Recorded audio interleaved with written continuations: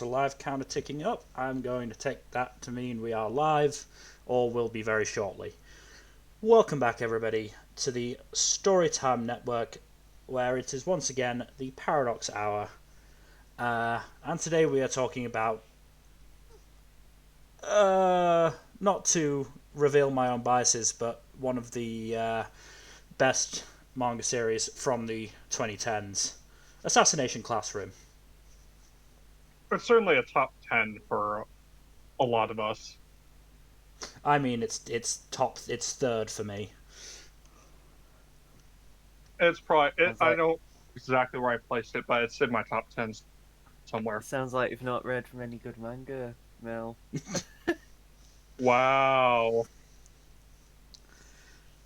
I mean, on this podcast in particular, those be fighting words, especially given I'm not that long removed from crying over the finale again. Again, I'll refer back to what I said just before.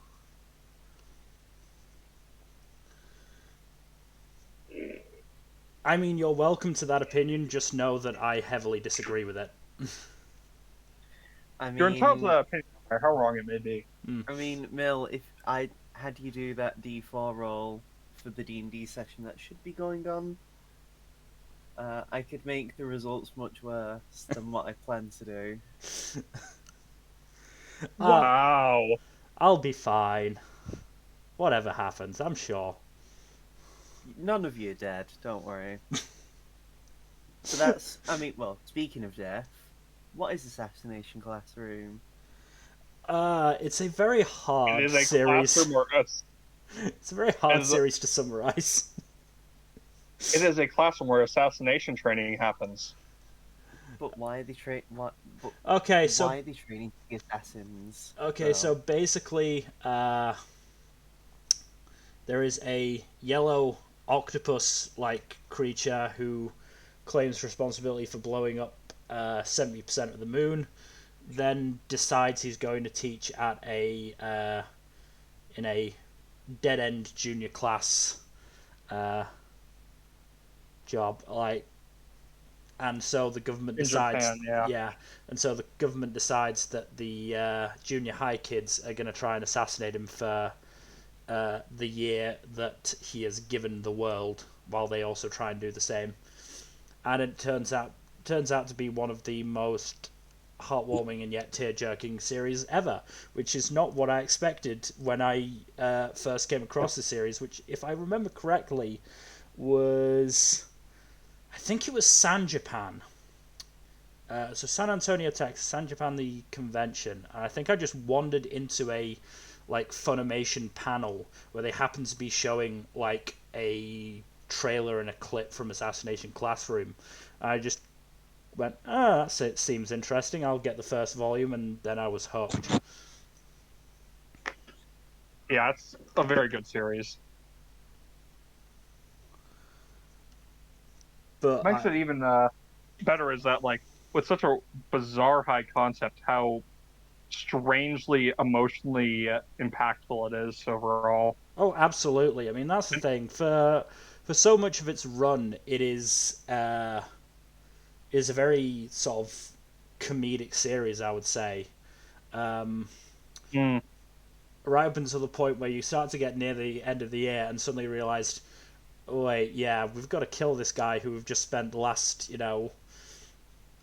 dozen and a half volumes coming to love. yeah, no, Kurosensei is bizarrely endearing despite his wacky antics. Who'd have thought? Helps in the dub or helps in the anime's dub that he's voiced by Sonny Strait, which is a very good casting choice. He's a great voice actor. Mm. He has a lot of good stuff. I Does he forget. Does sound he like voice Krillin or Krillin in Bardock? one of the Dragon Ball Z dubs? Yeah, he voices Krillin and Bardock. That's a Close, hell of a difference. closer to Krillin. At least when he's in his octopus form. When he's in his yeah, I got a spoiler warning up. Cool. When he's in his human form, he's probably close to Bardock. I don't think I've ever heard his Bardock voice, honestly. I mean, it's only for that one special, that Bardock Father of Goku special. Aren't there two Bardock Otherwise, specials? we don't talk about the second one. Yeah, I mean, I think the thing is with Assassination Classroom is the fact that like the emotional scenes work because you don't really expect it, because like silly yellow tentacle man who's Hmm. teaching kids uh turns out to be better than most of the teachers at the school, in I a think school that's known for being basically elitist overachievers. yeah. And the Bunch of whole elitist reason assholes, yeah. the only reason the arguably, like, if not the main character, like the main focus of the story, Kurosensei, is basically just teaching the remedial class for Hmm. these overachievers, where you can basically be thrown into this class at any point if Really you are good arbitrary. enough, and there is very little upward trajectory Hmm. if you do fall into that, Yeah. Hmm. which uh, is a very well, it's a very fair and still quite, I'd say, topical thing anyway in real life. Hmm. Especially with regards to Japan's academic culture. Yeah. Yeah. I mean, even in just across the world, like once you've fallen into like rock bottom, it's very hard to climb your way back up, I'd say. Hmm. Not wrong there. And it very much relies on you having good people who actually care to support you, Hmm. to help uplift you. And thankfully, Koro Which, Sensei is that to the students of Class 3E. yeah, Hmm. uh, and not only is he there, but he's also paired with my favorite character in the show, uh, Karasuma. Tadaomi, yeah, Karasuma, who is a government agent who is basically there to monitor Koro Sensei and make sure that the students are properly looked after. Yeah, he's just Giga Chad, the Hmm. He's great. character, and I love him for it. Kurasuma's And then great. of course there is Irina Yelovich, or AKA Bitch Bitch Sensei, Sensei, who is also uh, great. Hmm. who is one of many assassins who attempts to kill Koro Sensei and fails, considering the fact that he can casually go up to, is it Mach 20? Mark 20, yeah. Mach 20. Uh, and like is so fast he can create after images that effectively have their own autonomy Yeah. among many of the powers he has. I mean, And yet, at one point he uses them to tutor each student personally, but just to make sure he's not working too hard, he makes one that's devoted solely to resting and sunbathing with the typical like mirror screen thing. It's one of but those yeah, wacky kinds of series. Hmm. but yeah, it's definitely very fun. I think it's a very good jump series, despite my jokes. Uh, my only issue really is with it is just some of the focus they put on some characters. Mm. Yeah, the majority It of the just focus is on the main trio of students. Yeah, you've got I actually have the TV tropes pages open because like Japanese names anyway, and Hmm. Yeah, you you've got got Nagisa, who is the character we have on our cover image. My baby boy, yes. I was We gonna say got one. Karma, who is the not so stereotypical rival character, who has a great dynamic with Nagisa. Hmm. And we have the third trio member to round it out, Kaede. The girl, yes, who I mean, I think she's fun, but I feel like it's kind of a shame that it does feel like she's just sort of the girl, Yeah. and I that's mean, it sort of feels and up until a certain point in the manga, which we need to talk about at some point. I mean, there's still stuff to go over, like I mean, those are only just three of the many different students who I mean, all have yeah, their own different niches. there are 28 students in class 3E, including the two transfer students. Uh, Ituna Let's say Horibe, not all of them get a lot of screen time. yeah, Ituna Hiribe and Autonomous Intelligence Fixed Artillery, aka Ritsu. But yeah, like there's them, and there's plenty of other characters that come in, namely other assassins who want to kill Kurosensei. Again, all of them try, all of them fail, but there are definitely some standouts, such as a guy who likes the taste of his gun Ah, yeah, Gastro. and dips it in a lot of his food. I feel like there's a metaphor there, but I'm not. I'm too tired to think of that. Mm-hmm. And of course, you also have the Gakuho Asano, the principal of the school, Ah, Asano. Oh who yes, basically is just like, yeah, I want to have a school where it's just fine to abuse students. Well, And I mean, I don't feel that inclined to defend him, but to explain his pedagogy, which is a word that I only learned through this series and means like teaching philosophy, I think, something like that. He has class 3E as basically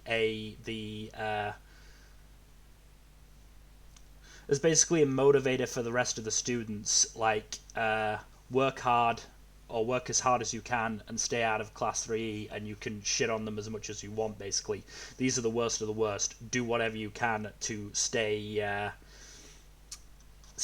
of that classroom, basically. yeah.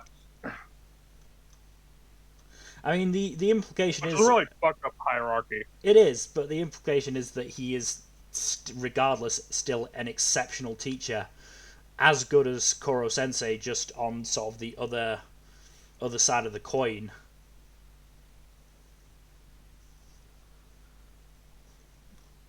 And I mean, it definitely, even before that, he's seen as a, like, in his backstory, he was an exceptional teacher, just an exceptional human, really, but definitely teacher. Unfortunately, he supplements that by being an exceptional asshole to the students who aren't in Class 3A.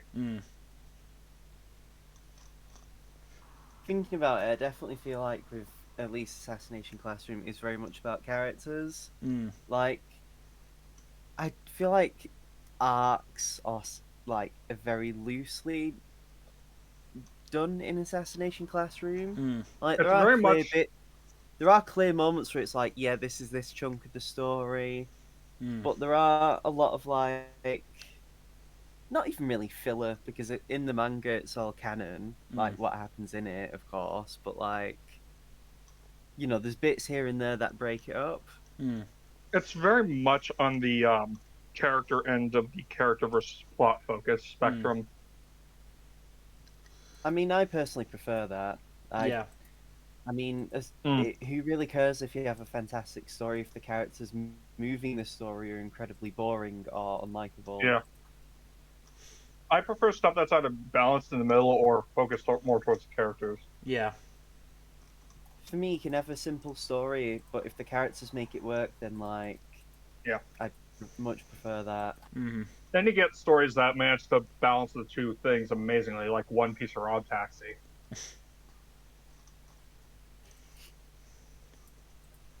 But God, I'm just looking at some of the stuff for Assassination Classroom because I have the manga series looking at me right now. And yeah, it's just crazy how like because again the whole idea is they're supposed to be killing Kurosensei in a year, and they really managed to stretch it out across 21 volumes. Yeah.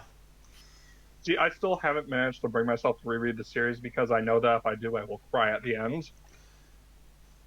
And it will not be dignified in the slightest. I mean, yes, as I said before, I watched the last couple of episodes. I also did a full reread of the manga over the last couple of days. And yes, the ending does still break me. Not maybe as much as it did the first time, but still does. I'm gonna play devil's advocate here, if only just for debate. I liked the ending, but it felt like it was how would I describe it? Like from start to finish, it felt like the story was on sort of a race, Mm. and towards the end, it basically tried to jump the final hurdle, hit face first into the ground, and still somehow managed to get within the top three. Mm. Like, I I think the mean, ending's great, but for me, it feels like it was great in spite of the the hurdles that it hit along the ending. Because for me, the ending felt very padded on the way too. Like, I feel like they could have cut a lot of fat the and made third things a lot act more of the overall snappier. story does feel a little bit padded out compared to the acts 1 and 2 of the overarching Like, narrative. Mm. I was getting to the end, and I very much felt like they could have cut even up to like three, maybe four volumes of content I won't go that because far, but they trimmed it down by a couple of volumes worth of chapters. It would have felt a little bit tighter. like for me it's just a case of like everything up to it is fine. I think what it was trying to do is good. Had no issues, but then like again, like yeah, kind of like the last third of the story, maybe even like maybe quarter, it for me anyway, it started feeling like right, I get it. Like you do you want to hurry up a bit? We're supposed to be apparently reaching the end of the school year, and you're still managing to shoehorn in more bits that I felt were a bit unnecessary. But again, that's just me. I I don't mean, really what agree what 100% on that front, what but sort of things did you feel were unnecessary? Why did they need to go to space if it ultimately meant nothing, really? so And like, did we really need the fake Grim Reaper again in that way? And like, Do you just mean the first time he shows up or the second time he shows up? the second time, or was it not even that? The final time, Mm. yeah, Shiro and makes for a fine final boss, but like he's just not intimidating in the way that the second Grim Reaper is. I don't. I feel like the second Grim Reaper is actually a complete joke. He I feel kind of like some of the one-off. is. Like he I feel doesn't He like the kill is. one-off. anyone. Like honestly, Taokaka, I feel like would have been a Takaoka. better Takao. Takaoka. Mm. Takaoka is a legitimately intimidating antagonist. But yeah, like you've got Takaoka, who very much sets this unsettling appearance. Hmm. I still feel like another problem I have is that I feel like he came back way too soon. Mm. But to be fair, I also was like pretty much reading the series like back to back. Yeah. Like You sometimes just even binged it. just like 2 volumes a day sometimes while I Mm. was working. Um, Wow, just slamming back those shots of manga, huh? well, even then though, I feel like just from how the volumes pace things out, like I think everything with Takaoka is great, but like I feel like there wasn't enough stuff in between, like to give enough time to breathe. Mm. It has been a while since I last read it, like over a year now, I think. Mm. But I don't know. I think some of it is a Might bit just be a muddled. consequence of how you read it. Yeah, possibly. I imagine if I was reading it week to week, like chapter by chapter, it would be fine. I mean, I'm trying to remember. This is But but I feel like that would have only made my issues with the padding even Mm. worse. And this is, I think it's 4 or 5 years ago since I first like read the series, but I remember being fairly shocked and surprised that the one behind the poisonings on the island was Takaoka. Um, I was just more confused. Like I expected that to be the Grim Reaper, and The like Grim Reaper doesn't show up until way later, though. which is why I was completely surprised because I was like, oh, we're gonna see just a glimpse of the Grim Reaper, know that he could have killed them all if he wanted to, and then when he actually appears, it's like, oh shit. And like, I would have preferred that. I mean, that's just me. I mean, that and how was I... sort of his like introduction. Him just walking into the classroom with no one even noticing that he was not supposed to be there, sort of thing. Yeah, which is really good stealthing. Mm-hmm. Also, just the fact that the Grim Reaper really doesn't seem to be good at reaping people when, like... To be fair, the implication is that he basically stole Kurosensei's identity Yeah, and he his was his old reputation. apprentice. So when Lovro was talking about the Grim Reaper, it was actually Kurosensei rather than this guy. Oh, of course. It's just like, how has the name not faded into obscurity then if this guy, like, is... Well, Koro Sensei's transformation was fairly recent. I mean, It was less it's than, only fair. it's it was only like been about 2 years, I think. it's only been a couple years. Yeah. I Yeah, feel like just pretty sure it was with only like how... 2-3 years tops.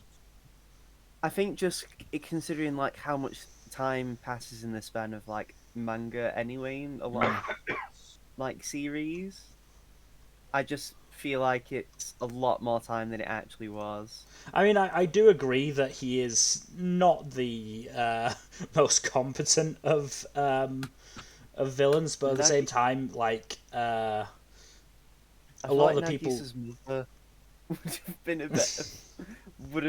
I feel like Nagisa's mother's a lot more intimidating. Oh, Oh, gonna, Jesus Like, Christ. are we gonna get We onto need that to now? talk about her. I mean, I feel like if we're going to be talking about the biggest villains of the series, we should only really talk about the most heinous of the villains. Yeah, Yeah, Nagisa's mother is a fucking Because awful. because yeah. at least like other characters have more of a motivation Mm. for what they do. It doesn't excuse them, but at least you can feel like their acts are a bit more informed by past things. Mm-hmm. Nagisa's mother literally has nothing of that, and still somehow manages to get off the lightest. Yeah, there is an It's element. There unfortunate. is an element of cultural differences. I would very much I like feel to like know it what goes. the. I feel like it. I feel like it goes beyond cultural difference and more the fact that, like, why do it in the first place if you're not even gonna have the teeth to, like, I don't know. Because, I like, mean, yes, present... I really like the arc because it's a very. What's the word I'm looking for? It's a very good arc for Nagisa's development, and it's one that he I mean, needed. that's the thing though. It's like we finally get backstory into Nagisa and like learn a bit more about his family life, and you know, I like the idea that she is completely awful and like tries to control his life and everything. I think that's fine. Hmm. Like, you know, You but it... approve of this, Kaido? Wow. no, well, no, I don't approve of it. I just approve of the fact that it's like, yeah, make her awful. But I felt like they did too good of a job of making her awful and gave her no redeeming qualities whatsoever. Hmm. Or even like made her incompetent enough to be like not Grim Reaper territory. But no, she's like absolutely horrible, kind of gets away, and then like, yeah, she is stopped at the very end, Hmm. but she doesn't really like I don't know. Like, she literally tries to fucking burn a building and blame her child and is abusive, and it just gets completely swept under the rug. I do think the implication is that she is trying to get better, and in not Japan, I'm sure that would include something like therapy for the serious issues that she has, but unfortunately, it's I Japan. mean, I mean, I think it would have been better in another series where a more serious series where those actions would have had more. What's the word? It would have been treated with more, not respect, but it would have Treated been more given more of seriously. the. Delicacy. Yeah, like I feel like if they were to have in another series where it's handled a bit more seriously and given more of the gravitas it deserves, I feel like it would have Ooh, been a case gravitas. of I like that where word. I feel like it definitely would have been a case where everything happens up to where it did, but Mm. then at the end of the arc with her, she would probably have been arrested or had Nagisa taken away from her, Yeah. and like, or she gets sectioned and like, put away in like a place where she can get the help that she seemingly clearly needs. Mm-hmm. I don't want to be that guy, but I feel like My Hero Academia actually handled the whole abusive parent of a main character subplot better. I mean, it does because it doesn't shy away from any of it, and Yeah. I feel like it treats it with a level of respect, I guess. Like it It again, it also doesn't doesn't. absolve the abuser in any way. Well, I mean, maybe if Assassination Classroom was written more recently, Mm. it could have been different. I don't know. I, It's entirely possible. I mean, When did Classroom end? thankfully, Like 2014 or something? Yeah. it's a while, isn't it? Actually, Yeah. maybe even earlier than that. I know it started in the early 2010s and ended a few years later. It only 20, ran for 3.5 years. 2012, I think. Seriously? Jeez. I think that's when it Oh, started.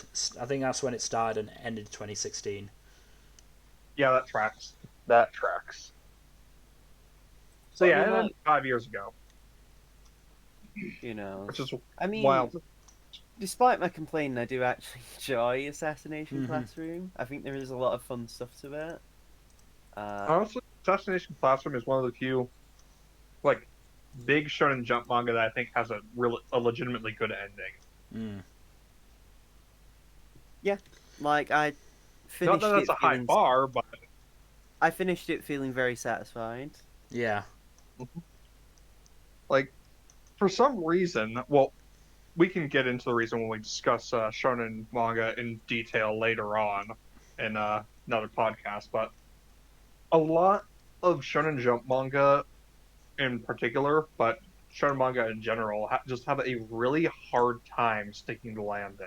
Mm. And Assassination Classroom is one of the few that I feel basically more or less nails the ending by being very satisfying and wrapping things up nicely. I don't think I think I, the main thing is that it's very clear that Matsui, the author, had this ending plan basically from the beginning. Maybe not the actual like full on details, but he knew that it was gonna end with Kurosensei's death.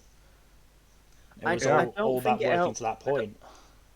I don't think it helps with a lot of Shonen Jump series is that they're sort of made to last as long as possible. Mm. And when the author clearly wants to end it, you can clearly tell at a point where it's like prolonging the inevitable. Yeah. yeah. Like I know Fist of the North Star was really bad with it, where they had to suddenly introduce a villain that was never seen before, Mm-hmm. and he was literally a carbon copy of the last villain, Yeah. and it was terrible. The I only know. other big name manga I know that kind of avert this, at least from Shonen Jump, are One Piece and JoJo's. Because One Piece Oda has explicitly stated that he's planned the ending from the very beginning, and JoJo is separated into parts, which are of varying quality, but I'm, each part I, has its own distinct beginning, middle, and end. I mean, I feel like the only JoJo's part that doesn't stick the landing for an ending is five, but that's Yeah, just five is Five doesn't do well in a lot of ways. yeah, yeah. five has a lot of issues. But like, yeah, unfortunately, I don't think it helps that you've got so many different series running of different genres and like different levels of not talent but like experience, Mm. Yeah, and just the factors around that really. can be very not good for writing, especially when it comes to making an ending. Yeah. Yeah. And I'm glad that at least Assassination Classroom didn't have to suffer from that. Mm. At least, in the very end. Yeah. I mean, Assassination Classroom also was fortunate in that it wasn't forced to drag itself out too much. It ended more or less what it needed to. you do wonder if it was dragged out a little bit, especially considering that according to the TV tropes, it didn't go below fourth place in the Shonen Jump table of content rankings once. Like it never dropped below fourth place, which is, Incredible. yeah, fairly incredible. In a Yeah, ranking that's no, also the only other alongside One Piece. One Piece is the only series I think that has like consistently remained at number one for the majority of its run. Yeah, Except but maybe Dragon Ball, but that was back in the 80s. yeah, so you do wonder if, especially in that sort of third act, if Matsui was sort of prodded to try and keep it going for just a little bit longer. But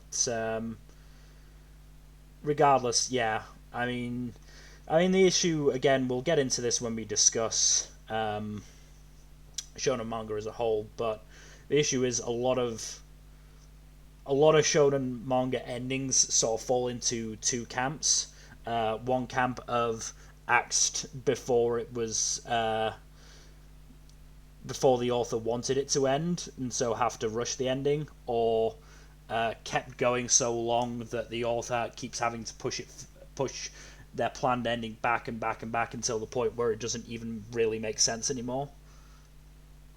Yep. And then you've got obviously the I mean, that isn't even just a manga thing. That's just across any medium. How I Met Your Mother is a great example of that second one.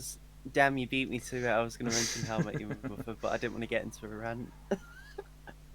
We can do an episode on How I Met Your Mother. That does need its own episode. It's just going to be the post-mortem of How I Met Your Mother then. Yeah, good fucking luck You with know that one. what? I've watched maybe half a dozen episodes of that and don't want to watch more. That is fair. Lucky Though I'm you. sure Gen would probably enjoy roasting it if he's seen enough of it. But back to Assassination Classroom. I mean, yeah. I mean, we mentioned this before. I do love how it manages to, at the very least, give a little bit of focus to the vast majority of the characters in Class 3E. So, I mean, you've got 28 characters, and all of them at least get a little bit of spotlight. And, you compare it to... At the very least, to get a few chapters to shine. I mean, you compare it to something like My Hero, which, as much as I love, has a serious problem with spotlighting the cast of Class 1A. I honestly think that's just an inherent pitfall, and I will say it's a pitfall of just dealing with a school setting where you actually focus on the class and not just students from a class. Yeah. Where Yeah. you're actually going to give the effort of giving me names and faces to these other students who, let's face it, half of them could have been cut and nothing would have changed. I wouldn't want any of them to be gone, but you get the point. Yeah. And I don't even mean just for Assassination Classroom. It's just the problem with a large cast. And yeah, it's you only have so much time to really give these characters attention. But I do think Assassination Classroom handles it well. Assassination Classroom is definitely on the better end of that spectrum. I feel like it's very easy to remember some of the students because they're very much oh yeah, this is the guy that does this, and here is their skill actually coming in use. They do have very defined traits for what they're known for. It's really weird that I feel like the guy who does ramen really well, arguably ends up, I feel like, getting more relevance than the fucking AI. Muramatsu. Unfortunately, the transfer students get the least focus. Even Itona, I feel like, just completely ends up eclipsing quite a few of the students as well. But I don't think it helps that in a series with Assassination, a kid who can make gadgets is inherently going to get more Yeah. attention than a Or guy like who that really one. like than a guy who really likes baseball. Oh, poor Sugino. Honestly, He got his spotlight arc early on. yeah. I mean Again, that arc is actually the source of one of my like favorite bit of behind the scenes knowledge, which is that Sugino specifically chose Nagisa as the catcher because of how much he like liked him and was friends with him and trusted him.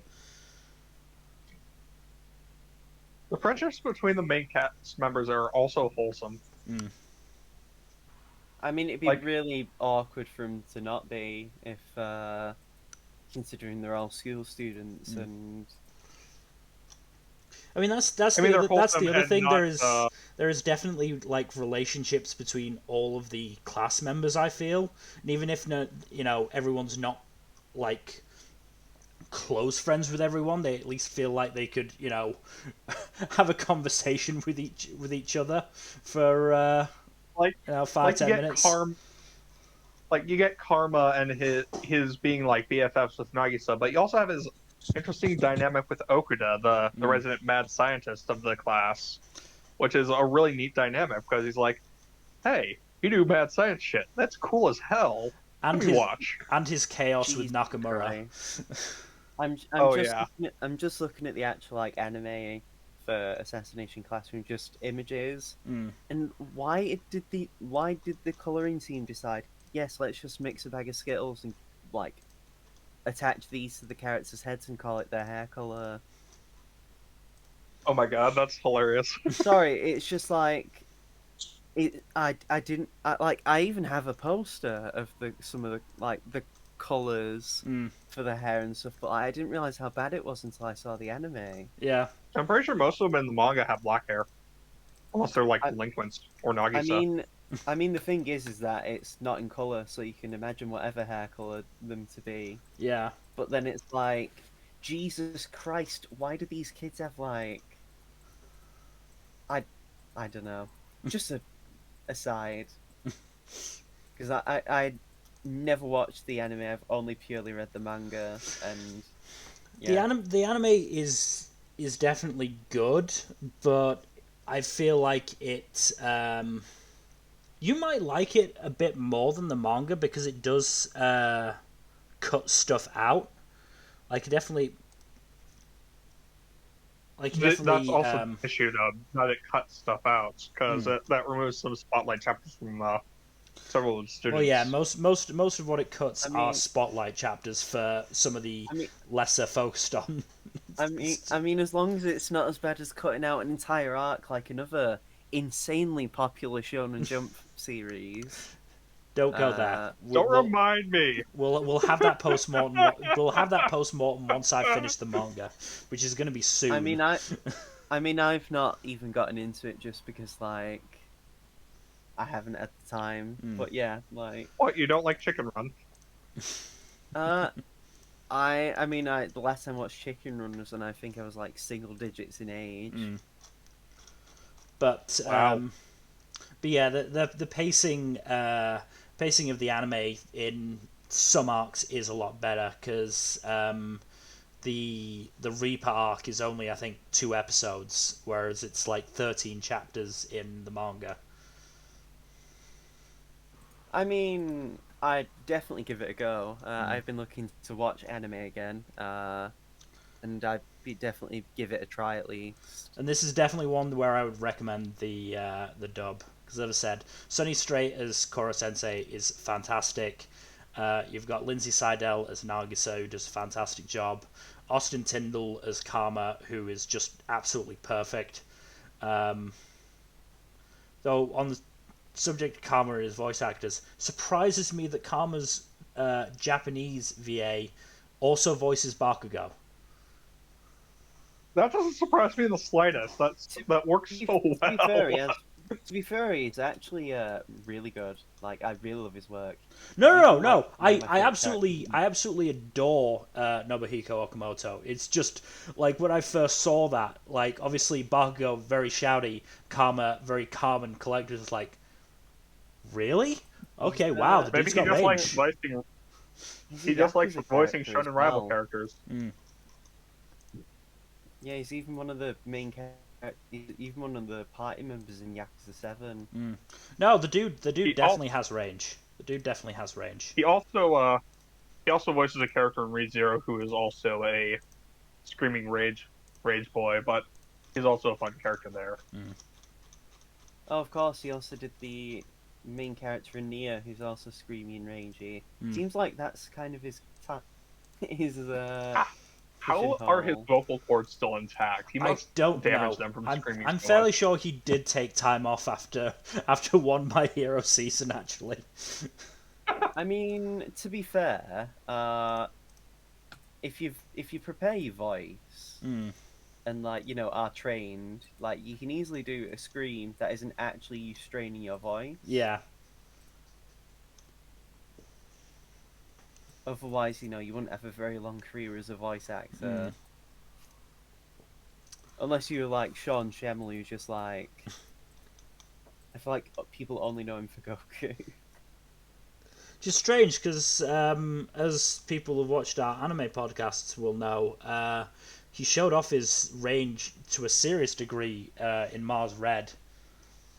Like he Oh was yeah, like unrecognizable as Goku in that role. yeah. I was like, when I heard it, was like, that's Goku. What? Mm. I mean, that's the thing with voice actors. They're the famous ones are usually famous for a good reason. Mm.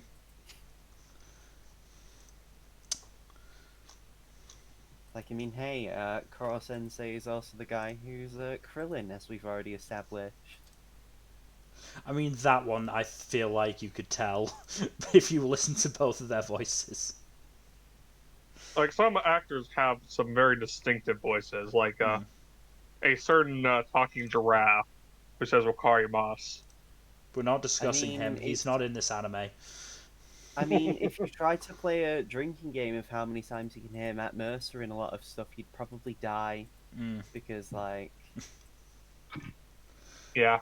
But I mean, speaking of Sunny Straight though, when I did watch the dub, while I did think he was great as Kurosensei, I was slightly worried how he would fare, in the more emotional scenes in his flashback. But he still does a fantastic job there as well. yeah, I mean, hey, like, Krillin in Dragon Ball can, like, sell some stuff pretty seriously. Mm. Again, it was just a case of for so much of this anime he is completely over the top and hammy and chewing the scenery. Uh, And then once every 20, 30 chapters worth of content, he decides to release the intimidating voice. mm. He does intimidating very well as well, very well. Mm. Though I think the most intimidating member of this cast is clearly Nagisa. That would not surprise me. I mean, I never really found him scary. I just don't think it helps that, like, the hair and, like, I get the idea that he's supposed to be like, oh, I look cute, but I'm actually really fucking terrifying. But for me, it was just hard not to look at, like, pigtails and... I mean, he did literally break somebody's mind.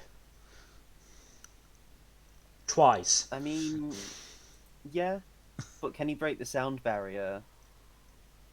Not yet. I wouldn't put it Huh. past him at some point. I mean, considering what he can do with, like, just clapping his hands. Mm. Which is like, I love that just clapping his hand is his signature move. I mean, I it's thought clapping your hands was a Hulk signature move.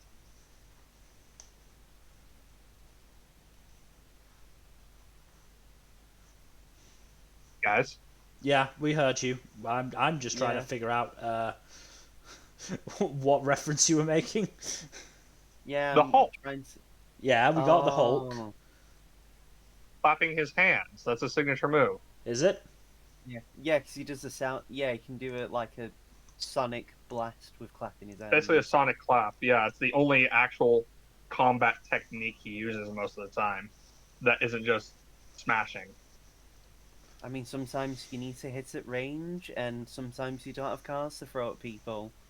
Basically, yes. Also, it's really good to deafen people. Yeah. Yes. We are getting sidetracked from Assassination Classroom by a couple degrees.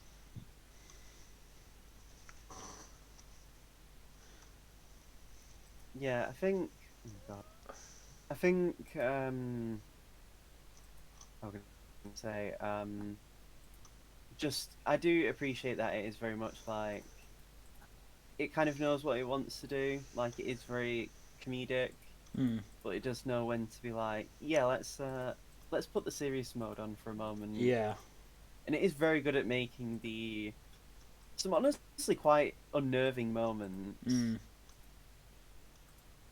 Uh, Maybe that's also just because. So I'm gonna say, what else has Yusei Matsui done? Uh, he's currently Right now, he's doing. working on a series called Elusive Samurai. He also did Private Evil Eye Neuro Nogami, which is also Oh apparently yeah. quite popular.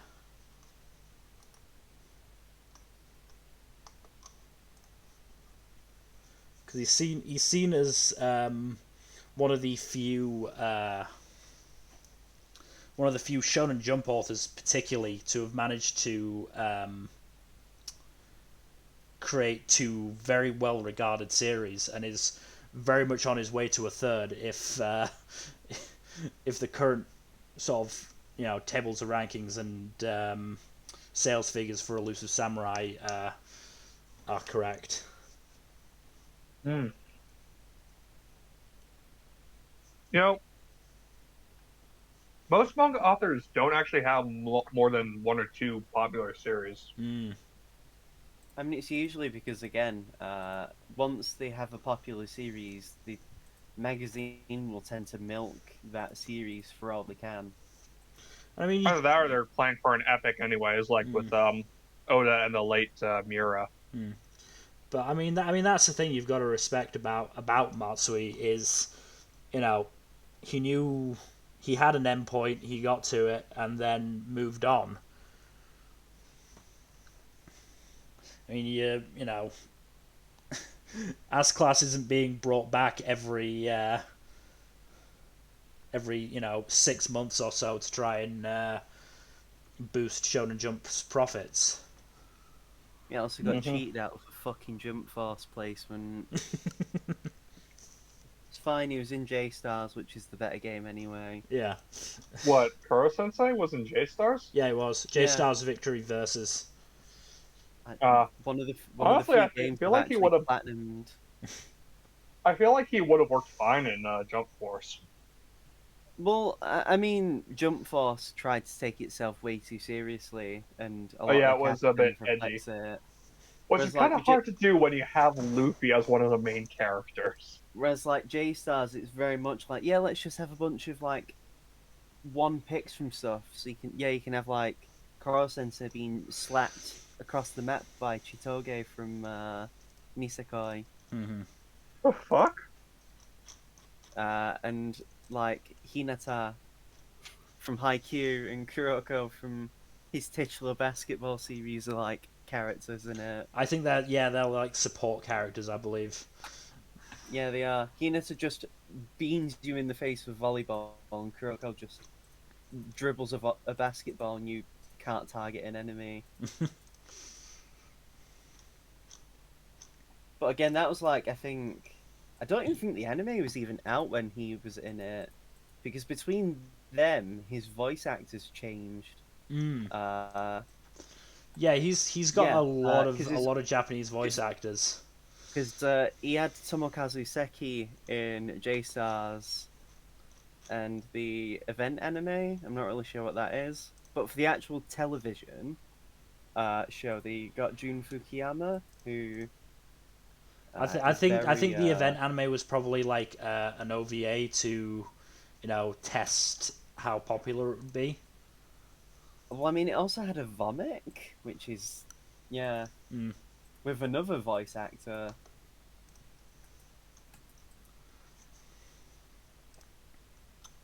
But in terms of voice actors, there is one more dub actor that I want to particularly shout out, which is Afia Yu as Nakamura, which did really fucking well. Really liked her. Just has a really unique voice that sets her apart from a lot of female dub actresses, and really worked for Nakamura, I felt. Nakamura is. I'm sad that she's a relatively minor character because she's such a fun character to have around. Mm. I mean, I think they all are. Like, even though I said you could cut half of them out, like, I feel like you'd miss a lot of them. Mm.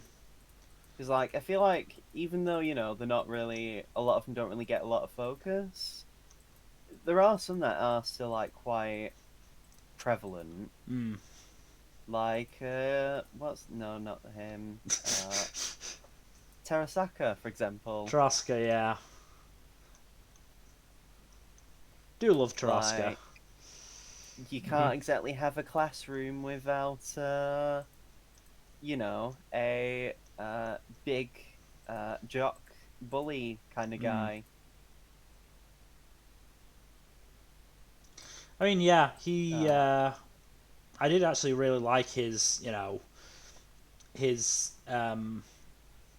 arc during the pool arc, when he realized how shitty he was being, and basically accepted that he's not the smartest guy, and so he's gonna need to really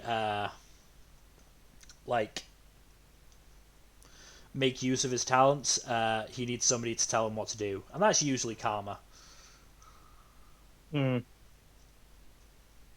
Unsurprisingly, in the sub, he's voiced by the same dude as Todo from Jujutsu Kaisen.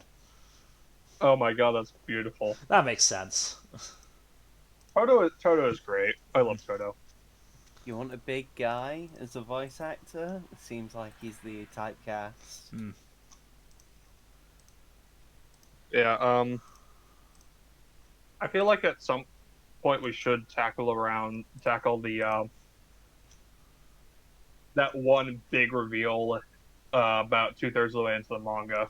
Oh, you mean the That's one that, in retrospect, had been foreshadowed multiple fucking times, and yeah, is the one that set the internet on fire when it happened because holy shit, this makes so much sense in hindsight. Mm-hmm. What, that Karasuma actually has a sex drive? No, not that. He No, does that have was he does surprising. have a sex Quite a drive. plot twist. He does have a sex drive. It's just for very muscly women. I mean, can you blame him? No. But yes, the reveal we are talking about is that Kyano, for 127 chapters of the manga, actually longer than that, 130 odd, had tentacles embedded in her neck, and she was actually out for revenge against Kurosensei. Because get this, she blames Kurosensei for the death of her older sister. I mean, she's not alone in that. Kurosensei blames Yeah. Kurosensei for that. Yeah. But the reason it is genuinely one of the best reveals, I feel, just because of, yeah, in hindsight it makes complete sense, because not only are there the little drawings of tentacles throughout the fucking manga, at least 3 of them that I know of, and Matsui basically said between chapters, "Hey, I drew this a bunch. I can't even remember how many times I did it, but if you have time, go look for it. It's cool." But when you look at Kayano's personality throughout that first 2/3 of the manga. She is she likes sweets. She well there are three fucking things. She is also obsessed with boobs, the way that Kurosensei is as well. And what was the third one? Fuck. The inability to swim as well. Like when they go swimming in the pool arc, she very much stays out of the water. And it's just and again it's just like, in hindsight, all of those things make sense given what we know, but before they were just fun little character quirks. There's I mean, also the whole her sticking to the background, and also almost every time Nagisa showed his killer instinct, Kyano was there, which makes a lot of sense in hindsight. Yeah. I mean, I remember reading the manga and getting to the reveal of Kyano, and her backstory was being like, oh, that's why she's like pushed so much despite being the like generic character out of the sort of main four with Karma, Nagisa, and Kurosensei. And it definitely retroactively makes you appreciate her, I feel like. Yeah. Because I feel like if Yeah. you don't know that coming up, it's like, why is she pushed so much? She doesn't really offer much. And it's like, oh, okay.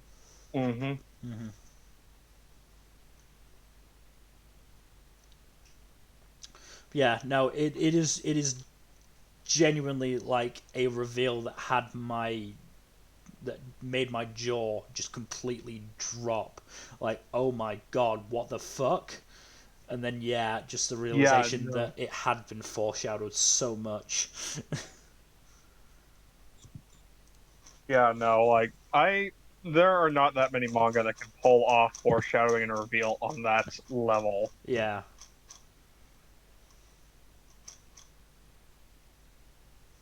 I mean, you get some though where they claim to have foreshadowed it because they'll redraw bits and be like, "Here's this bit I've added. It was always there." There's also the retroactive foreshadowing nonsense. Where it's Which like, is oh yeah, this was totally really intentionally foreshadowing, not something I just decided to attach meaning to later on. Yeah. It's the I meant to do that of writing. yeah. I definitely feel like Matsui's very deliberate with what he wanted to do with Classroom. As I said, Especially how I just think he really did plan this series out really well. Yeah. And really strongly, and that's part of the reason why it is so good. It is so tightly written for the most part.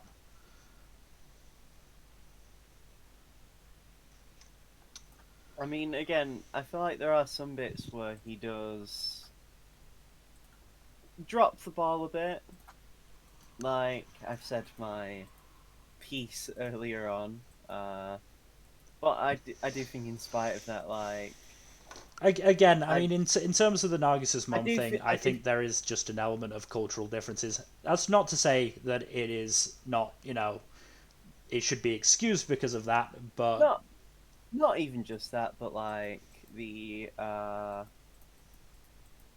I'm very tired. Like just other bits here and there, like how again, going to space when it didn't really need to be there.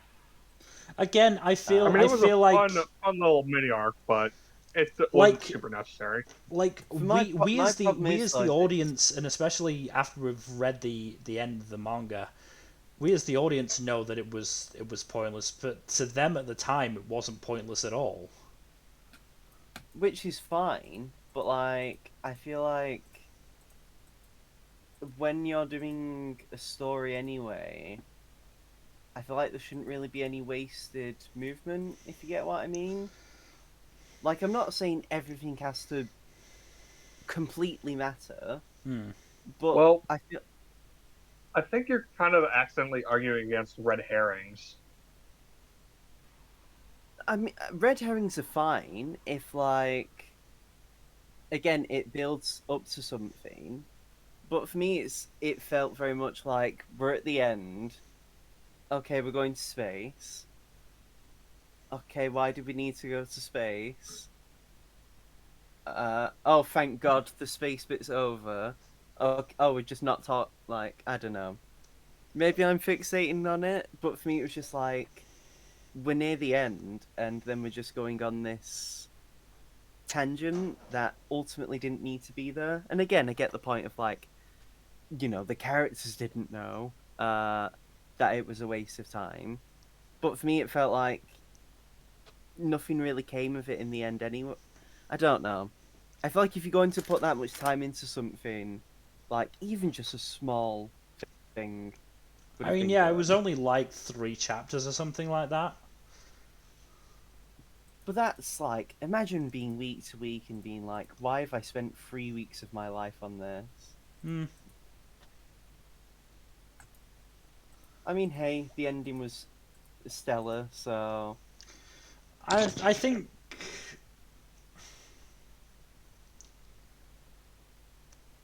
part of it was also, confirmation of the fact that all of these governments were working on a specific plan. Um, to an extent, yeah, then yeah, maybe it was meant to be sort of, false hope for the audience of, oh, hey, Kurosensei doesn't actually have to die when, clearly nobody's going to let him actually get away with it. I mean, if they weren't all cowards and just were like, yeah, let's gamble on the 1% chance that, Again, I uh, can I can sort of understand their reasoning there. 1% is no, a I real is it may not seem like a big percentage but when you're one betting your entire existence on it, it does seem quite high. 1% is not 0%. As a like, I mean, hey, even gacha players will see 0.6% and be like, oh, I still have a chance.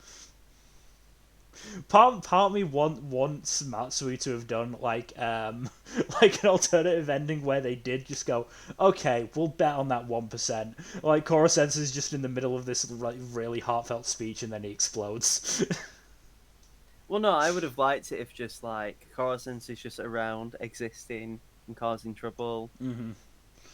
and like I don't know, just would have been really funny to be like, He feels like he would Coruscant. eventually just become the Gojo of that world, of just making trouble for people because they can't stop him. I mean, I don't know, but like, I, yeah, again, I even with the lows, I feel like it doesn't ruin the highs of the series, Mm. and there are definitely a good amount of highs, Do we get to talk about my and baby this, boy's, amazing moments now? Because I've held what back. you mean, Well, what you destroying mean. Takaoka's mind twice. Uh, I thought you meant your baby being. I was gonna make a joke, but I completely lost it. no, Yeah. Nagisa is legitimately probably my favorite character in all media. Like, no joke. Wow. I genuinely just adore him. Um, and again, part of it is that he is just so fucking badass at points. Like, just the fucking shot of him when he's getting ready to take down Takaoka that second time with the lighting in the anime is just so amazing. Um, but my favorite moment, of course, is during the paintball war when he takes out 4 people at once. just fucking murders them in like an instant, shocking everyone there, and gets him. I think the something like the joint highest kills, um, in that battle. I think actually with Karma that might be the highest number of kills, because I think that means he gets 5, and I think the next highest was something like Hayami, who got 4. And yeah, like it's just such a badass moment, and especially just with like Karma's shocked face and the narration of, yeah, no, there's nothing that could be done against this fucking Grim Reaper and Camo. Yeah, I do think that's funny. I mean, I do like a lot of the cool bits on Nagisa gets to like flex. Mm. Meanwhile, I actually really didn't enjoy quite a few of the Karma stuff. Like, I don't know. Like Nagisa, it's weird. I really enjoyed the bits where Nagisa gets to be cool, but for Karma, it felt like he was the. It felt like he was the invincible hero. Like he could never do any wrong. It's a very interesting dynamic that Karma and Nagisa's development have. They're very much foils to each other, because Nagisa is a weak character who needs to learn to be strong, whereas Karma is a strong person who needs to learn sort of what it is like for the weak. Yeah, he needs to be sort of humbled, Mm. but I feel like he never really gets it too much. Mm. Like there's moments where you see his fights and it's like, oh, he's perfect. He's brilliant, and like I get the point. He's sort of meant to be like the ace of the class. Mm.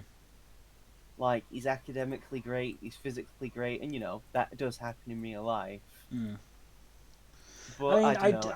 I do think it is shown that he is not entirely perfect. I mean, in the Kyoto trip, despite the fact that he takes out like a couple of the goons early on, he does get taken down still, and the girl's taken.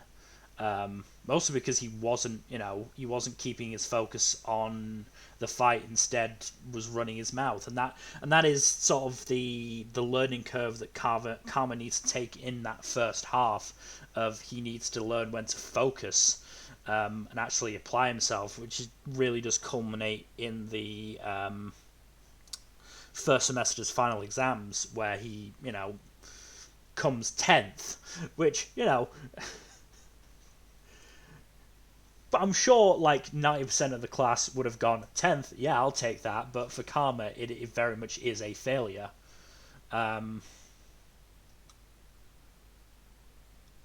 There's also the fact that in the second half of the story, especially once he has seen Nagisa take down Takaoka on the island, he sort of gets almost an inferiority complex, with regards to assassination skill with Nagisa. Well, yeah, because he doesn't like the fact that Nagisa's downplaying his abilities, and Karma's like, "No, you're actually really good. Stop saying you're not." Mm. Which I do enjoy that because I do find yeah. it really funny. I mean that scene is just hilarious for poor Nagisa.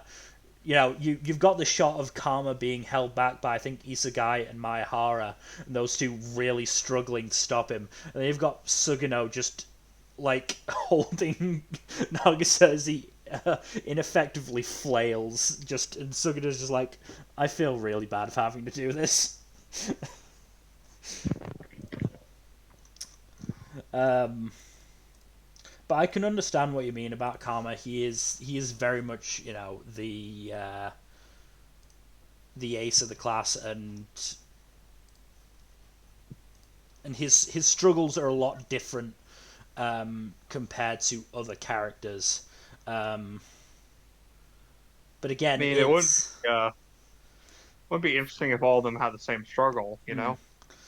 For me, it's a case of like, I get the idea that a lot of his struggles are very internal, but for me, it feels less like you don't really get to see.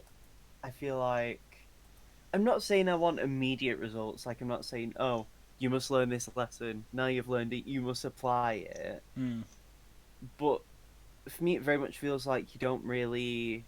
At least I felt like I didn't really notice his what was his his supposed to development is be. very understated because, again, as I said, the first half it is about Karma, basically not being so arrogant and actually taking stuff seriously, and then the second half I think is very much about Karma realizing that he needs to take a leadership position, and he is very much capable of taking a leadership position, and everything that is entailed in that. Yeah, I think that's fair. And again, I mean, it has as been a I while said, since it, I it last is it is read it. definitely understated. But I think the key moments for it are the paintball war arc, where he actually does take control there, and then is very much shown at the end when the students have to fight the mercenaries to get up the mountain to see Kurosensei, which is really fucking great, and especially oh god, Yeah. this is the one bit I really didn't like from the anime, is the fact that they just turned Hojo into some nameless soldier. I feel like it took away from the accomplishment of 3E, but especially I just mean, that.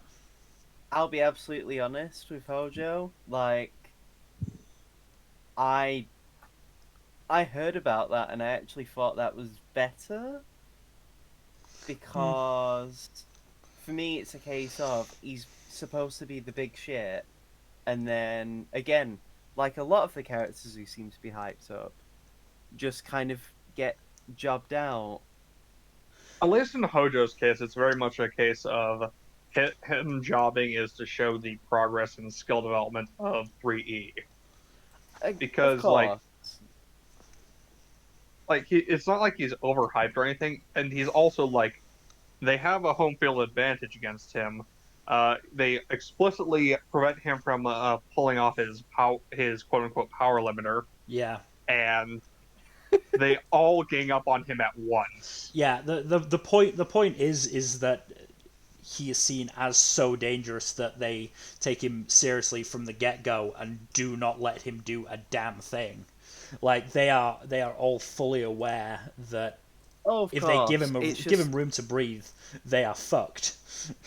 that the for me it would have been a case where I would have preferred it if again like even just one demonstration of showing what he's like when he does pull his devil trigger. Mm. Sorry, when he takes his glasses off.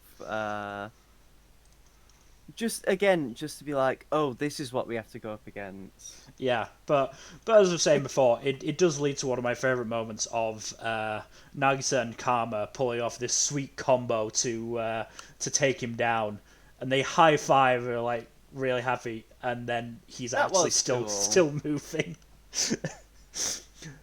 And I just for once, even Karma is embarrassed. So and that's the thing. There are so many really funny moments from this series that I do just absolutely adore.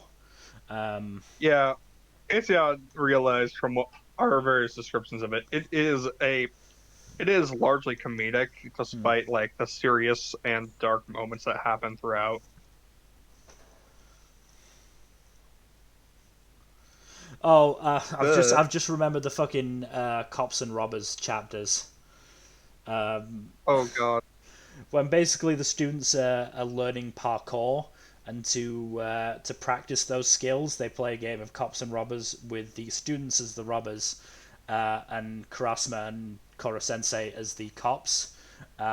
With the rule that Kurosensei is not allowed to leave the jail until the last minute to make things fair. Um, And obviously, because Kurasuma is basically superhuman, he catches the students pretty easily, but they keep being released because they keep basically like one time they bribe Koro Sensei with a nudie pic. There's one where one of the girls like makes up a story about having a sick brother who wants them to win this game. And each time, like Kurosensei calls up Kurasuma, going, how are these prisoners escaping jail?" It's Kurasuma's like, "That's my line, you idiot."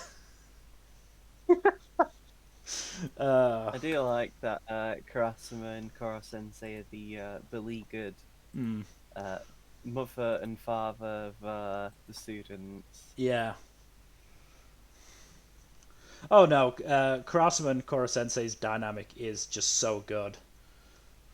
Yeah, no, they have a great relationship in this series. Mm-hmm. Like their banter with each other and yeah, just their whole dynamic is great. Mm. But again, as you said, kind of Kurasuma in his own right is a fantastic character, not just because of his skills and the relationship he has with Koro Sensei, but also the relationship he has with the students. Like as Well, that's much, it. He's just a Giga Chad. yeah, Like, as much as he is quite cold and professional. When the students do a good job, he is not like he doesn't shy away from showing it. I mean, he can be professional and still be, giving praise Mm. and respecting people. And I think he Yeah. does toe that line very well because Mm. obviously, he's a government worker, Mm. but he does slowly, accept the teaching role that he's been given. Yeah. And I do like that. Uh, and I do appreciate the fact that he is like very competent, Mm. and they give him. Again, that's the thing. Like they, I think that's the problem that I have with some of the antagonists is that either they are incredibly competent, and it's Mm. like how are they supposed to get out of here, Yeah.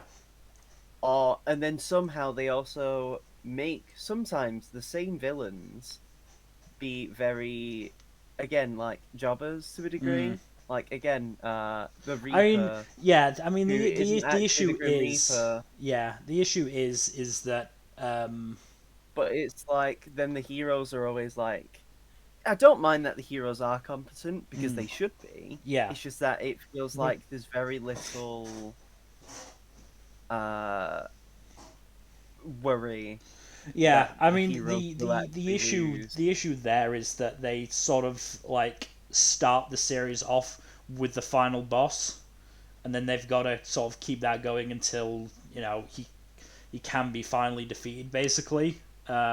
And so very few actually measure up, and the ones that do, obviously can't be taken down by the kids, so they have to be taken down by Koro Sensei, who, being basically the most powerful being in the series, rarely has that many issues. I I mean, will I do. say, like with Kurosensei, like Matsui usually does a good job of writing out Kurosensei from a given situation when the kids need to be able to take something down on their own. Mm, I was gonna Like say I like with the the fact that Assassination Island arc. yeah. yeah. Well, I was gonna say I do appreciate the fact that Koro Sensei isn't the like because if Koro Sensei was involved in every conflict, he'd be the instant win condition. Yeah. Mm-hmm. And I like the fact that Matsui does take great steps to whenever Koro Sensei is involved, he isn't immediately going to win Mm, because there are moments where he has to be forced to be limited to do mm-hmm. something. Like Mm-hmm. I think in the best fight of the series, him versus the versus Asano. Mm. Oh yeah, no. He's trying his best to disarm her of the tentacles rather than outright beat her. No, I mean the president, Asano, Oh, not Asano, not for the Kyano. I thought you said school. Kyano. No. Yeah, Duh. I'm Asano. tired. Yeah, We all the are. principal, not the president. Yeah, Yeah, like I do the quite. final Yeah. confrontation with Kurosensei and Asano, I think is like actually the best conflict in the series because not only is it very uh intelligent with how it's Mm, handled and the whole point is it's meant to be about being intelligent. Mm. But again, I think like the clash of ideologies is better than like. And again, it's a case of like I feel like it's the only moment where it's like, will Kurosensei actually lose? Mm. Maybe it's just me and how I've been sort of desensitized to other series. Anyway, I mean, at the end of the but day, again, like, we were always fairly sure that, it would be the kids who dealt the killing blow to Koro Sensei, because any other result just wouldn't really be satisfying as an ending. It just wouldn't It would. really It would. wouldn't really make sense given the story. And so oh god, we also knew that it was incredibly unlikely that any of the kids would actually be killed. Because again, it just wouldn't match the tone of the series. I Mm. mean, it would have been really funny if it is like, oh no, Kurosensei just dies and it isn't because of the kids, Mm. and like, As I said, as an alternate I mean, it ending, would have been. I would find it hilarious if like Koro Sensei was spared and he actually ended up did exploding, despite the 1% chance. Mm. I mean, it would have been funny if it was like, oh, time skip to Nagisa and Kyano getting married, and then Kurosensei busts in to like object, and then he just blows up or some stupid shit like that. Yeah. Like not even well immediately after they spare him, but that's just the sadist in me. Wow. I wouldn't even go their marriage. I'd say just as they're about to finally, get over their obliviousness and get together, and then Koro I Sensei was gonna blows up. say I was gonna say conceiving the child. Yeah. No. It's. That would be going out Isn't with a it bang. heavily implied? I mean, isn't it heavily implied that Kyano and Nagisa uh did hook up and I, I are mean, having a isn't kid? she pregnant? The Yeah. impl- the Nagisa sure she's implication pregnant. the implication is that she's pregnant. It's never actually stated. Yeah. It would not surprise me if she was. Mm. Yeah. Oh yeah, yeah. It does imply she's pregnant, but like I don't know. It also only implies that Kyano and Nagisa are together. I don't think it I outright mean, states that. it's a pretty strong implication, and it would be backed up by the story as it is. Mm. Um, I mean, even if she wasn't pregnant or anything like that, like who else would she end up with? Like, it's not exactly as if there's many suitors mm. for the two of them anyway, who could be potential rivals. Trying to Also, think, it'd be the really weird only to find out that. Also, it'd be really weird to find out that Karma has actually ended up with Kaya now. I feel like it'd be. that would I be feel like weird. I feel like it'd be the same sort of like feeling for the people who ship Uraraka and Bakugo. Yeah, no, that's weird. Mm. I'm pretty sure. No, Karma has a lot more of a that kind of relationship with Okada and Nakamura. Well, you say that, but Nakamura canonically had or has a crush on Nagisa. True, true. It's I also it's also oh sort of I implied in one of the like character books that Kanzaki also has a crush on Nagisa. Mm, I mean Nagisa's just really beautiful. How can you resist?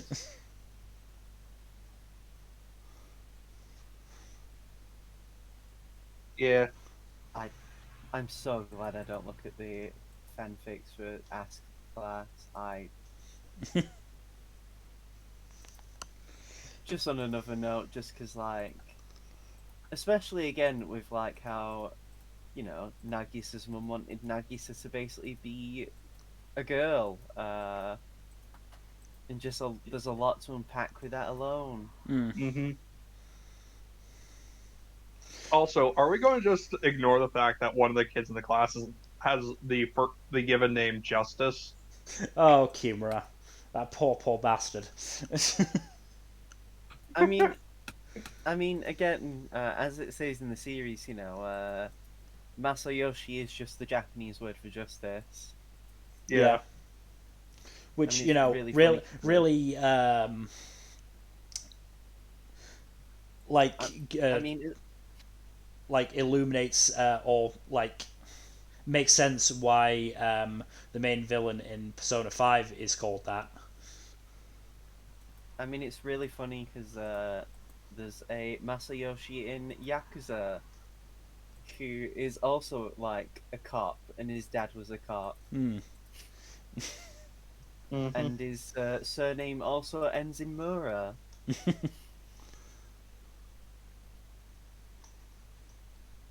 I mean, I don't think Matsui was like, oh shit, yeah, I really love Yakuza 4. Let's copy this character.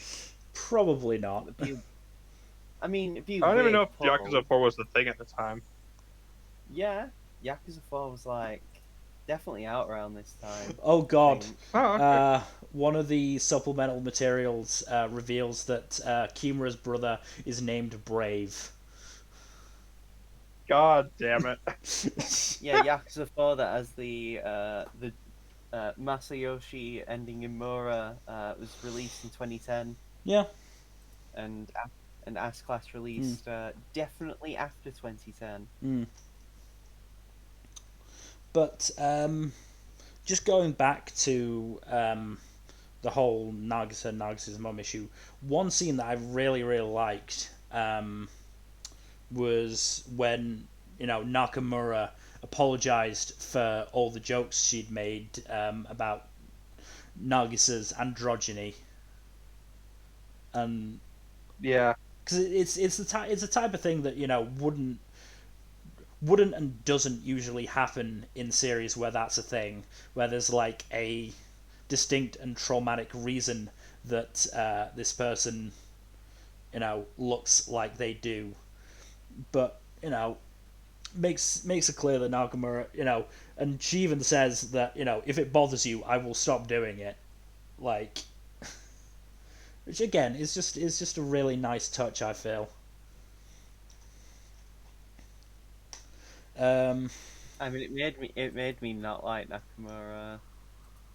what all the jokes?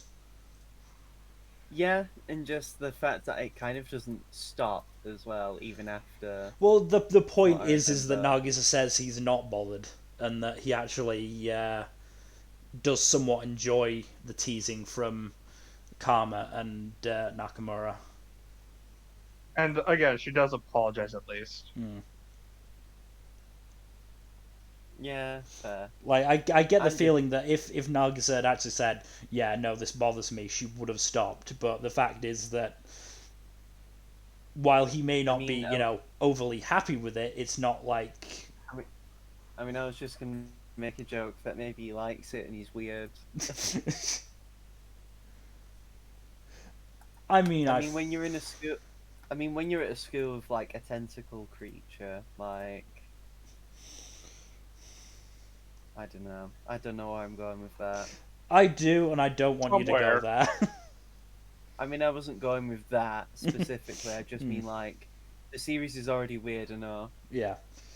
Um. I just want the anniversary event Assassination Classroom to have like a spin-off where he finds himself in the setting of Great Teacher Onizuka hmm. and reverse.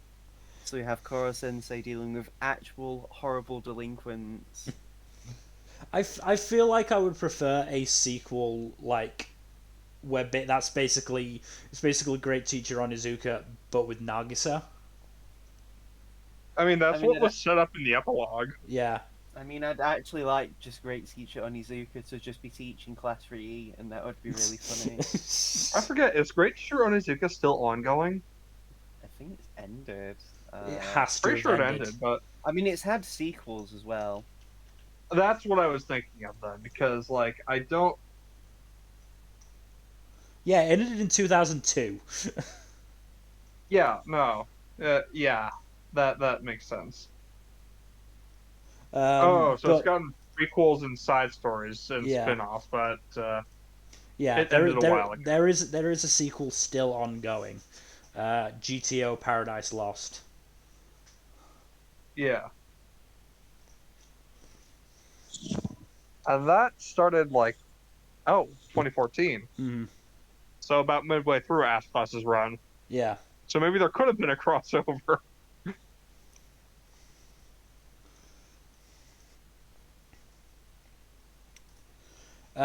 But yeah, some other really cool moments that certainly I really enjoy.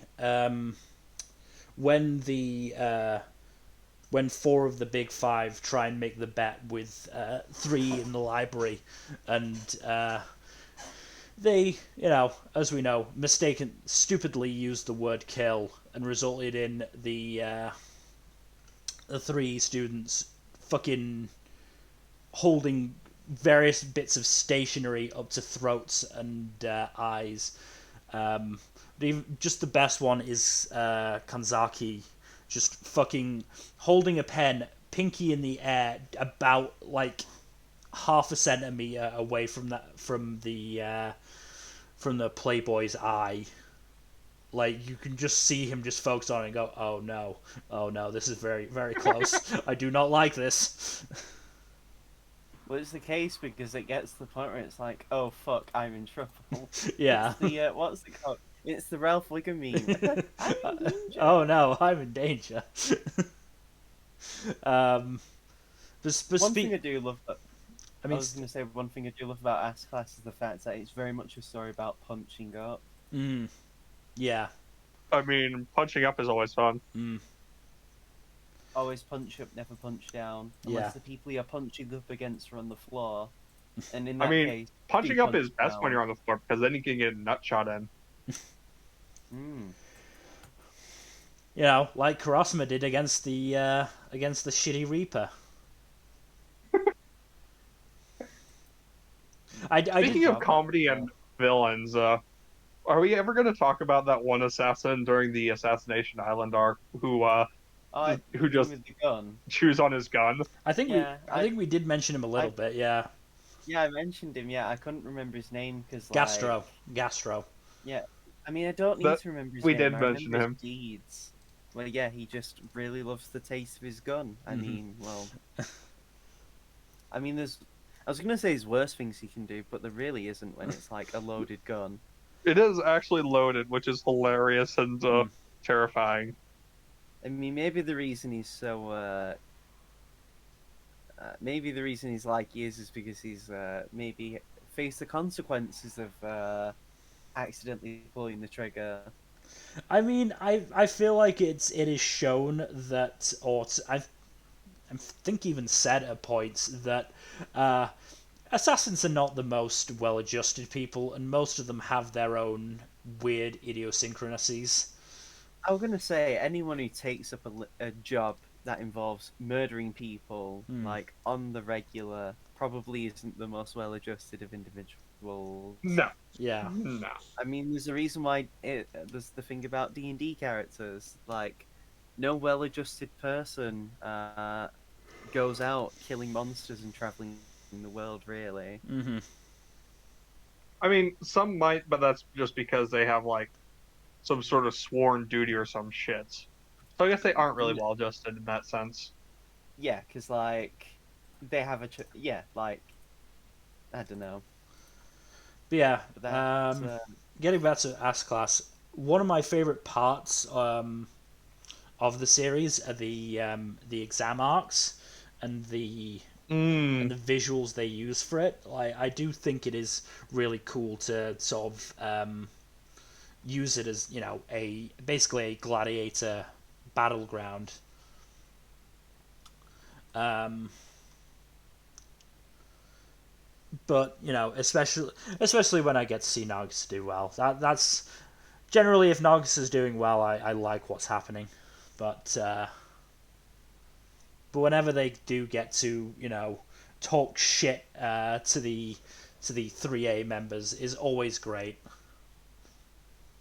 Also, that moment I can't remember exactly which exam it was, um, where Nakamura and Nagisa are walking to the exam, and those two fuckwits who, for some reason, keep messing with Nagisa, like show up, and Nakamura sticks her pens up one of their nose and just pulls.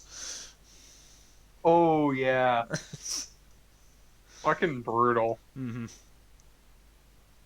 But yeah, no. The 3A students are all a bunch of jackasses, so it's always fun to see them get their asses handed to them. I mean, one of them, I think it's Seo, gets introduced earlier in the manga, um, where 3A basically stick laxatives, not 3A, 3E, stick laxatives in his coffee. Um, Oh right, I forget. Why did they do that? I think that was revenge, right? because Mayahara was out being a playboy, and this girl basically two-timed him with Seo and treated him like shit when he found out. Um, so they got revenge on them by shooting what Okuda called Victoria Falls into their drinks. I love Okuda and their chemical nonsense. I mean, going to again one of my. There's not much of the series that I don't really enjoy, but one I do particularly enjoy was when they were looking after the preschool kids. Um, during the play, Okuda taking out the dragon with magic chloroform. I God. always forget like how prevalent she is. Mm. She is one of the more Yeah, prevalent students. yeah. Like I could just imagine there being a subplot for her where there's like she has a love interest and it just being her chemical romance. Fuck you. God damn it. Fuck you. God fucking damn No. it. Fuck you. No. No. You don't know Um, how long I've been waiting to use that. um, but yeah, I But do. speaking of 3A real quick, going back to them, Hmm. I do love that for the athletic festival, they actually just brought in a bunch of humongous, jacked foreign exchange students Yeah. who did not look like middle schoolers. They looked like Those college weren't students. Hmm. those weren't students. Those were fucking like just actual athlete. I no. Just And I do love how, like, especially the fucking American one who has to put up with that one dude with the terrible accent. Yeah, Like, yeah. I mean, I have known tall 15-year-olds, but they look unreasonably jacked for 15-year-olds. I to mean me. you say that, Jack, but have you seen JoJo's? JoJo's does not count. Yeah, but fucking Jonathan Joestar cannot be that muscular in the Victorian era unless he's eating nothing but like steaks and washing them down with like eggs. Yeah, you That would say not that. surprise me. I could see that happening. And then you've got like fucking oh god. I Um, mean, look at Gohan as a child in Dragon Ball. He's Mm. jacked as hell, and he like in the Saiyan saga, and he's not even like what double digits in age yet. but yeah, I mean, it is pretty much not just even implied. It is pretty much shown that the American football one is taking steroids. That would not be surprising. It's a, he's an American football player. Mm. I say this as an American who was friends with football players in high school. Hmm. Um, but yeah, I do love that arc. As I keep saying that. I just enjoyed this entire series, but that arc is very good as well. In that, again, it shows off a different character from the main ones in Isegai, um, and it's It's also really funny just seeing Karma's face as the pole gets tipped over, which is just full on like devil troll. Yes. I love how much of a troll Karma is Mm. sometimes. He Well, definitely is all in the his time. element. Again, it's like with not again. It's like with a lot of the more like the second, like the Lancer characters, if we're going to use TV tropes. Uh, Usually they're always fun and in their element, especially when they're like being bitches, really. Yeah. Like, I mean, Vegeta's always so entertaining when he gets to like style on people, Mm-hmm. and it's the same with Karma. I mean, it's always entertaining when Karma gets to like take somebody down because generally they're assholes, Hmm. and they're so confident that they can't be taken down, and then suddenly Karma appears and is like, ah, "I guess who's wrong."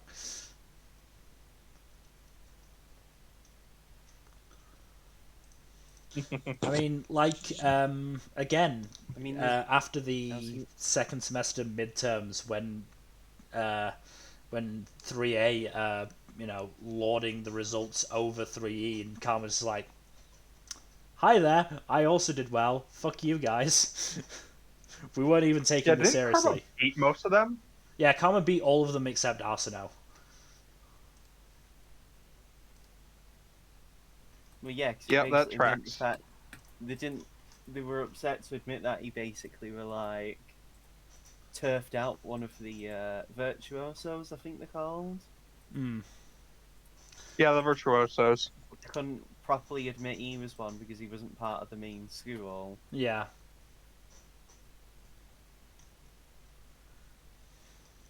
Um, I mean, hey, there's a reason why his first name is called Karma. hmm I also love that he is like, yeah, I love my name. It's weird, but I like it.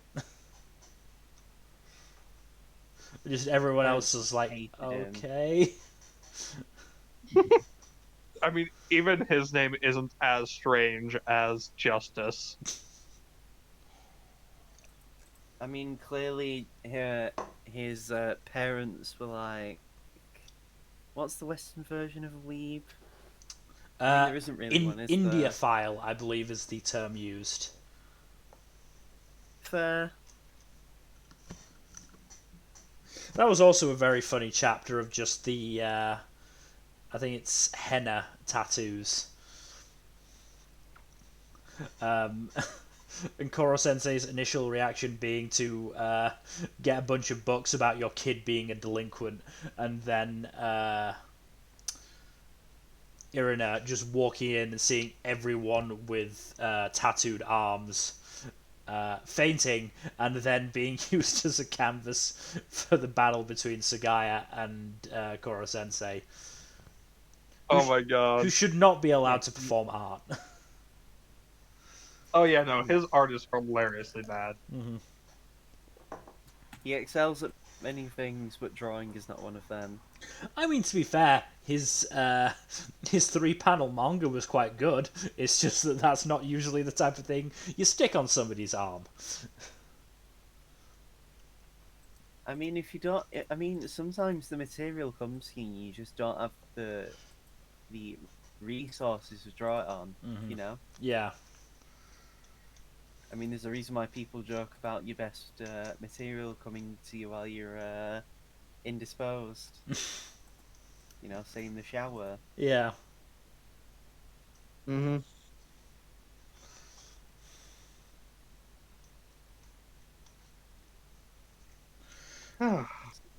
Just looking at some more story beats to think of what else to talk about, just because, like, I'm just I feel like I'm just thinking of like funny moments like when they were looking after the fucking when they were looking after the preschool kids, and Takabayashi makes a very good point about how they can study at home, and they're very lucky that the old head teacher is not going to reveal Kurosensei's existence, and then it zooms out to see that he's been fucking pantsed by 6-year-olds. um, I mean, if Cory Sensei really could, he could be just like ultra serious, but that wouldn't be funny. Mm.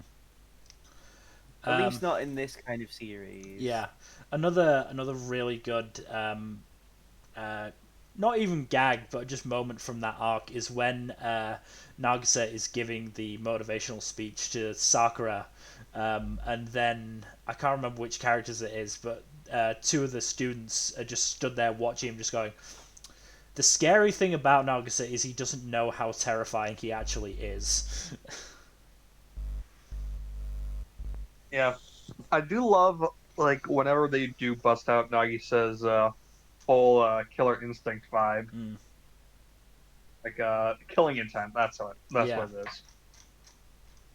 Which Quickness may a or may killer not instinct have to something to do fight with in general. Kyano being there as well, but it is nice when it is 100% genuine I mean, on his I mean, part, like with I mean, I Takaoka. like to, I mean, I like to think it's just all the repressed urges he has that he never really got to let out, Mm, Mm. and it just, you know, and now he has an outlet for it, being an assassin. hmm Well, you know, Again, another really good moment of Nagisa's is when he actually manages to beat Karma in a fight. Yeah, that's during the paintball war, right? Yeah, that's again that is a really good fight. Um, That's just a good arc. mm. Again, it's the tiniest thing that I'm slightly disappointed in the anime for doing. Um, but in the manga, after Karma axe kicks him, Nagisa is face up. In the anime, he's face down, which makes him doing the sumo clap that much weirder because he has to turn over to do it. Mm. no, it's fine. He's just super flexible. Like, and it didn't need to. He didn't need to be on his front. It just seemed really a really weird choice to do. But as I said, it's still great No, in it's the. just that good. No, it'd be better if he was still face down, but he just forcibly dragged his hands through the earth itself to like clap. Mm. But yeah, again, it's shown that despite his generally weak physique, and Nagisa is not like physically strong at all. Um, I think one of the mid chapter things is him having an arm wrestling match with Kataoka, the female class rep, and completely Yeah. failing to move her arm at all. Well, he's a rogue who rolled for stats and got a 5 and had to put it in strength. That's basically what he That got, and like, tracks. you know, he can't athletics for shit, but Yeah. oh boy, if he gets his sneak attacks off. hmm And we should do a thing where we try to assign D&D stats to characters from fiction and see Karma's how just the well that goes. Karma's just the guy who like managed to get 18s and everything, and the hmm GM's like, I saw you roll the dice, so I know you're not bullshitting, and yeah. I know it's not loaded. It's my dice. Yeah, Karma would have pretty balanced stats on a D&D game, Mm. actually. Kyano is the character who rolled good stats but rolls shit throughout the campaign. I Yep. don't know. I feel like Kyano's the one who like is like new, so like Mm.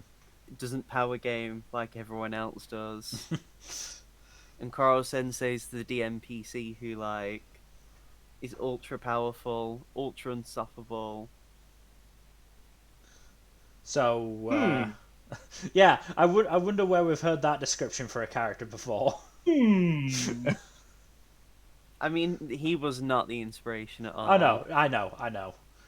No. Uh, Meanwhile, we got characters like Okada who maxed out ints mhm. at the cost of utterly shafting their charisma. And wisdom, I would say. Wisdom isn't as bad as charisma. She's just like Mm. extremely shy though. She's extremely shy, but while she is very smart, she struggles to actually express it. I think is her whole point. Certainly at the start of the series. I mean, that's through charisma anyway. A lot of it is your confidence. Mm. Not even just in D&D, but I mean in general. It's Yeah. like being able to eloquently, Yeah. display yourself. Mm-hmm. Meanwhile, we got Isegai, who has like, I'm pretty sure Isegai also has high ends. High int and high charisma. He's Not great definitely wisdom though. he's definitely meant to be like the glue of the any group he's sort of Mm. in anyway. Yeah. Well, the whole point is he's like almost a god among men, but like not not a dick about it, sort of thing. Like nobody dislikes him despite this. He's actually really It's because he's nice too. well, it's because he's very humble Yeah. and like he's not show offy, Mm-hmm. and like he also spends time raising people rather than Yeah. Hmm. Again, he Isegai and Karma are very much foils for the younger Asano. Yeah. Karma more so, I think, but Oh God, certainly Isegai has his Asano. moments. I forgot about Asano, the boy. I Asano Yeah, Jr. I mean We'll again, just call him Junior to yeah. distinguish them. Again, he has some really fun moments in that one point he's about to call the rest of the Big Five his minions rather than his friends, and gets called out on this. I mean, I feel like the feeling's sort of mutual anyway. Kinda. It's like in a school where dog eats dog. Are you really going to call these people who like have also stepped on others to get where they are your friends? Really? Again, I think the implication is that certainly by the latter half of the series they are actually friends. It might not have been before, but I mean, through the competitions with 3E, they have actually sort of formed a bond with each other. I wouldn't want to be friends with Koyama.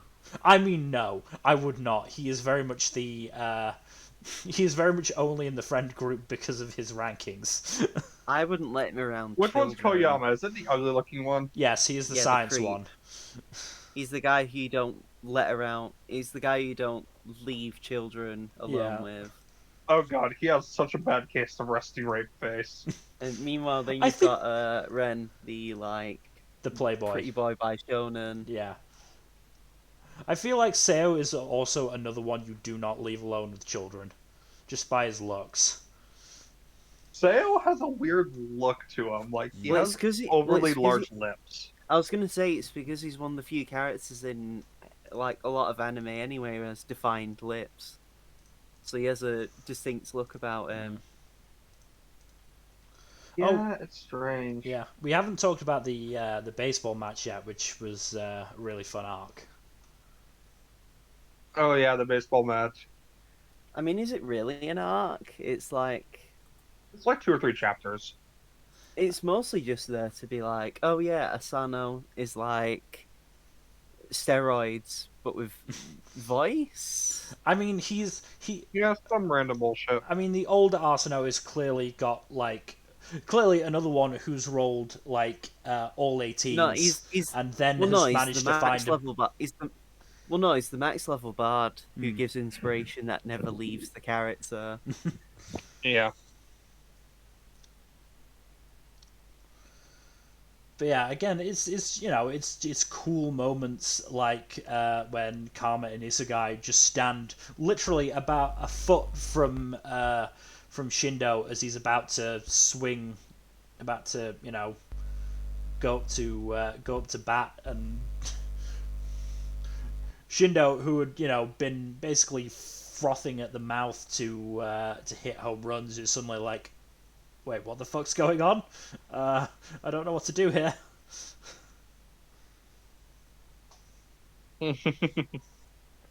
I mean, I like the fact that he also like appears a little bit again to Mm. like help. Yeah, he's nice to 3, and he acts as basically an announcer, which is funny. Like when he's introducing the Big Five, and again, they call him out on it, and it's just like, oh, I like doing this sort of stuff, so I'm just gonna continue if that's okay. Yeah, cool. Oh god, I also forgot about the mascot. Oh, the fucking Kunadon. Oh my The god, I like forgot that thing exists. the chestnut who's like an absolute arsehole. Yeah. Oh no, it's better. It's better in the dub of the anime because so he's shown reacting to 3 getting to go on the Okinawa trip a little bit, but in the dub, like they go through this whole thing of him basically like narrating what you get to do, and at the end he goes, "Wait, E-class is going this year? Fuck that!" Uh,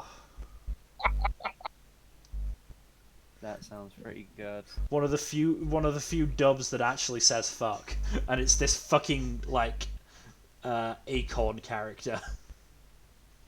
I mean, the dub I know definitely has the F bomb, and every other curse word under the sun is Black Lagoon. Mm. But that's because it's Black Lagoon. Mm. Also, when Kunadon gets fucking fired by by Asano Senior. Oh my god, that's great. uh, just trying to think if there is anything else I want to mention. Um, I mean, overall, this is just a really good series that's worth checking out, and it's not too long or anything. Like you won't be in it for the long haul like you would with, say, Naruto or Dragon Ball or One Piece. yeah, There's worse series that go on for plus 20 volumes in Shonen Jump. Like, I feel like if you're looking to get into anime or manga, it's definitely a good long runner that isn't too long, so it's not too daunting. Mm-hmm. Yeah, because I think it's something like let's see. Even with my gripes with Demon Slayer, I'd say it's in another similar position where like it's very good to be like baby's first anime. But yeah, the anime is 47 episodes long. The manga has 180 chapters. Um, Mm-hmm. so yeah, it's really not a hard one to get into, really. Yeah. Beyond its bizarre premise. Yeah, the premise might put people off, especially because Kurosensei is a weird alien-looking octopus I feel. thing. I mean, the only thing that was really alienating was the fact that it's like children that are supposed to be killers, which is part of the reason why it took for a while for it to even get localized and translated. Yeah.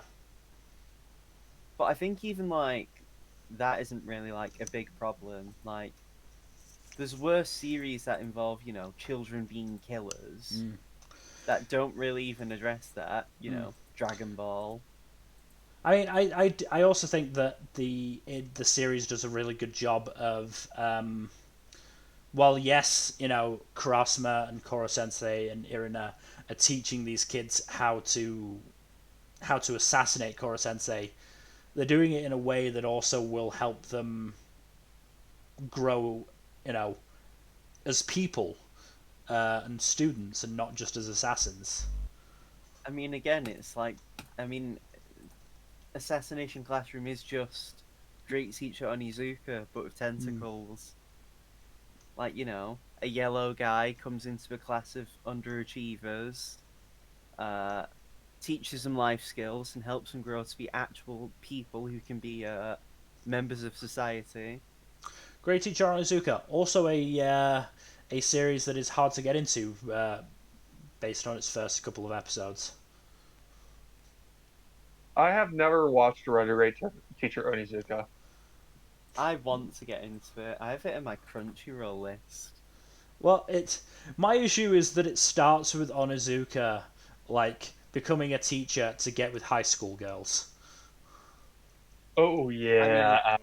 I mean, well, I respect the hustle, but, like, come on, man. Like, why wouldn't he do it just to hook up with a hot librarian or something? Mm. That'd be much more admirable. I mean, I don't know. I mean, it's certainly better than trying to hook up with high school girls as a teacher. That's fucked. Mm. I mean, at least he's honest. I guess. Come on, man.